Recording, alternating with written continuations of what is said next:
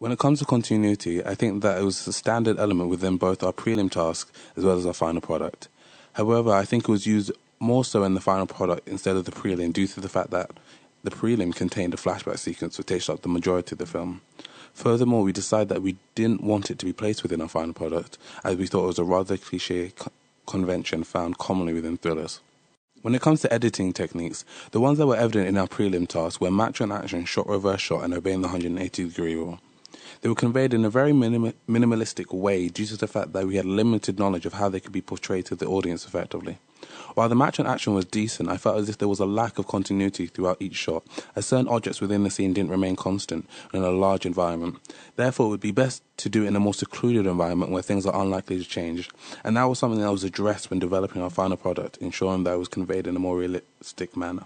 Within our final product, I think that match and action seemed more fluid now that we had possessed greater knowledge about the best ways to portray this. It allowed us to create a more realistic and fluid effect. For example, when the antagonist is approaching the box and the match and action begins at the bottom of his body and slowly makes his way up his body, it seemed a lot more original than just starting at his face and only having the match and action at his torso and above. When it came to the editing techniques of shot reverse shot in our prelim, I believe that it wasn't done in the most original way, but still was able to show the audience what was necessary. Furthermore, there are times when the shots weren't as fluid as they could have been in the shot reverse shot, as two characters were having this discussion. When it comes to our final product, I think that shot reverse shot was used in a more versatile way. What I mean by that is that while the shot reverse shot occurred, it cut between two different types of camera angles. For example, a shot reverse shot starts at a close-up of the protagonist's face and goes to a mid-shot of the surgeon and an operating table. This had a much more fluid motion between the shots in comparison to the ones found in our prelim task. When it comes to the variation in shots between the prelim and the final product, I think that there was a big contrast. This is due to the fact that within our prelim task, the shots were quite basic and didn't really change and usually ranged between mid shots, long shots, high angle and low angle, all of which are common and nothing different from the norm. However, within our final product, we use a significantly large amount of different shots, such as tracking, panning, point of view, high angles, close-ups, mid shots, low angles, all of which are evident within our final product. Tracking, panning and point of view are key elements in the shots, as not only as they were not evident in the prelim, but they were a lot harder to portray, but also makes the film seem a lot more interesting, ensuring that the audience's attention doesn't stray. Examples of tracking in our final products are when the camera approaches the box and views it from a variety of different angles. An example of panning is in the beginning of the train sequence, and point of view is done when the protagonist is looking outside of the box at the surgeon's table. All of these different shots allowed it to seem more original, and as mentioned previously, there was a lot more variation in the shots when comparing it to the prelim, as well as the fact that it offers different perspectives, most notably the point of view shots, which allow you to see what the protagonist is, and that allows you, the audience, to place themselves in the character's place. The mise-en-scene within both our prelim and final products were both effective and suited both the separate narratives equally.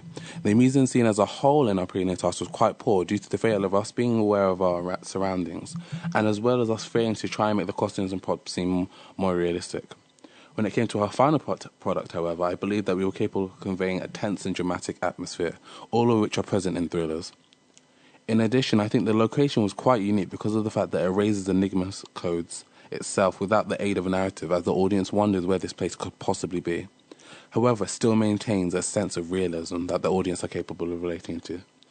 When it comes to costumes in our prelim task, not much thought was placed into them because of the fact that we didn't consider it to be a key element within making our film. However, when producing our final products, we found that character costumes allow a sense of representation and help to ensure that the characters' identities is exemplified continuously. When it comes to the props, I think that while they were used in our prelim, they were quite cheap looking, e.g. plastic orange gun. Furthermore, I didn't think that they seemed believable to our film, reducing the level of tension that we tried to establish. Within our final product, I think that the props upgraded significantly because of the fact that they were on a larger scale, and we really thought about the effective ways to apply them in our final product. Some of the props included the box, bowl, lights, operating table, lab suits, cabinets, and operating utensils. There was no dialogue within our final products, as we thought it would ruin the tension building that we wanted to occur throughout the entire film. In addition, it seemed more effective for there to be silence, because we believed that by having some diegetic sound of footsteps, that would further emphasize the silence that we wanted to establish.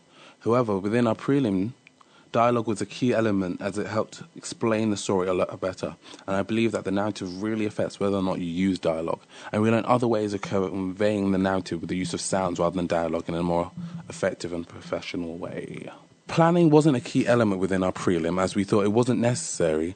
In addition, this caused us to not make a schedule, which therefore caused a lack of organization, making the narrative seem less structured.